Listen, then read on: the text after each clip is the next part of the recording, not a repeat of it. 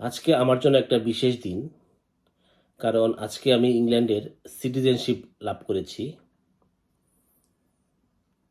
ইংল্যান্ডের সিটিজেনশিপ পাওয়া যে কোনো মানুষের জন্য আসলে একটা স্বপ্নের মতো। তো আজকে আমি সেই সিটিজেনশিপটা লাভ করেছি। আমি ইংল্যান্ডে এসেছি প্রায় ১০ বছর হয়ে গেছে এবং আমার যে ভিসা ক্যাটাগরি ছিল, আমি হচ্ছে স্পাউস ভিসায় এসেছিলাম ইংল্যান্ডে। স্পাউস ভিসায় আসার পরে নিয়ম হচ্ছে ৫ বছর পরেই সিটিজেনশিপের জন্য এপ্লাই করা যায়। তো আমি আরও ৫ বছর আগেই এলিজিবল হয়েছিলাম এপ্লাই করার জন্য। কিন্তু বিভিন্ন কারণে আসলে এপ্লাই করা হয়ে ওঠেনি। তো অবশেষে আমি এপ্লাই করেছি এবং এপ্লাই করার পরে আমি কিছুদিন আগেই আ ব্রিটিশ হাই কমিশন থেকে আমি মেইল পেয়েছি যে এখন আমি ব্রিটিশ সিটিজেনশিপের জন্য আমি এপ্লাই করতে পারি। তো আমি এপ্লাই করেছিলাম। আজকে এটার আমার ওথ ছিল। ওথ হচ্ছে শপথ। একজন নাগরিক হিসেবে আমি কি করব এরকম শপথ আমাকে নিতে হয়েছে। এখানে আরো অনেক মানুষ ছিল। বিভিন্ন দেশের অনেক মানুষ এসেছিল। কিছু বাঙালিও ছিল। তো আজকে থেকে আমি একদম কাগজে কলমে একদম ইংল্যান্ডের একজন নাগরিক। একজন ইংল্যান্ডের নাগরিক যে সুযোগ সুবিধা পাবে, আমি ঠিক একই রকম সুযোগ সুবিধা পাবো।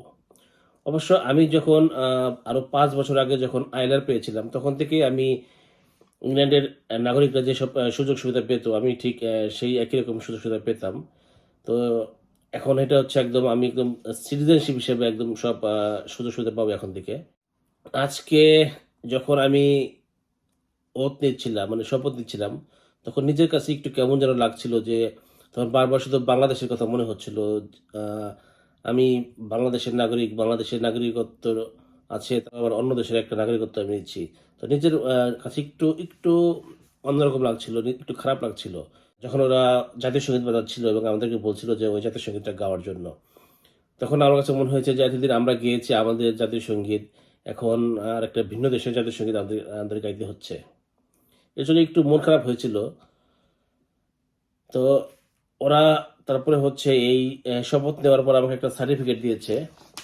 এই হচ্ছে সেই সার্টিফিকেট।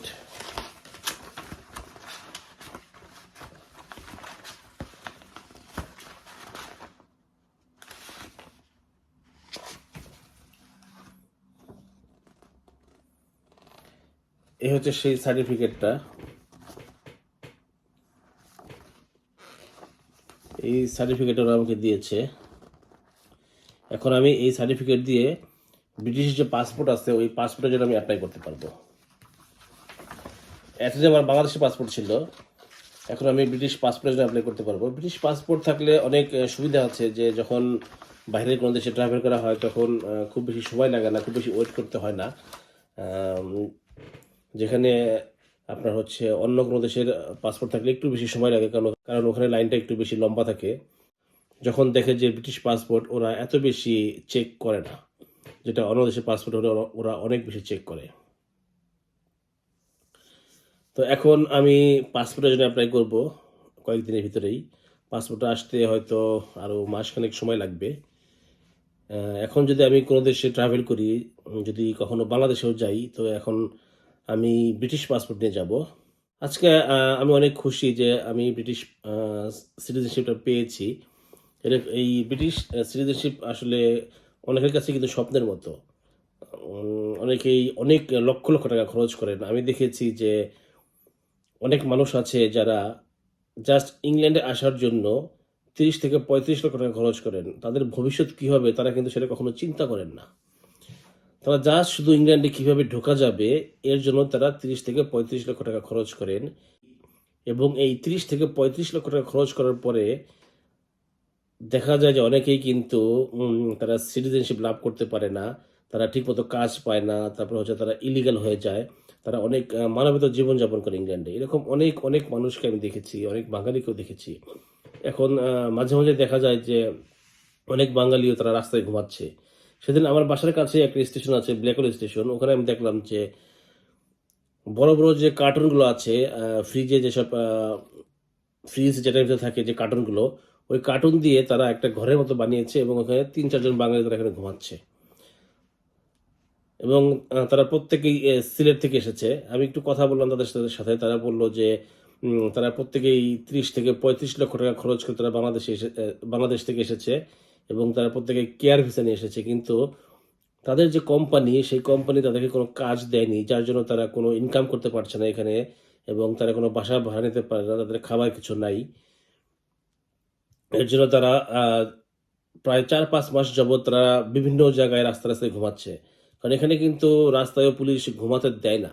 যখন পুলিশ দেখে যে এক জায়গায় অনেক মানুষ রাস্তায় ঘুমাচ্ছে, তখন পুলিশও কিন্তু ওখান থেকে তাদের উঠিয়ে দেয় এবং যখন উঠিয়ে দেয়, তখন তারা এক জায়গা থেকে আবার আরেক জায়গায় চলে যায় এবং তারা বলল যে, "এখানে আমরা থাকবো, যে কয়দিন থাকতে পারি থাকবো। তারপরে হয়তো এখান থেকে পুলিশ যখন আমরা উঠিয়ে দিবে, আমরা আবার এখান থেকে অন্য জায়গায় চলে যাব।"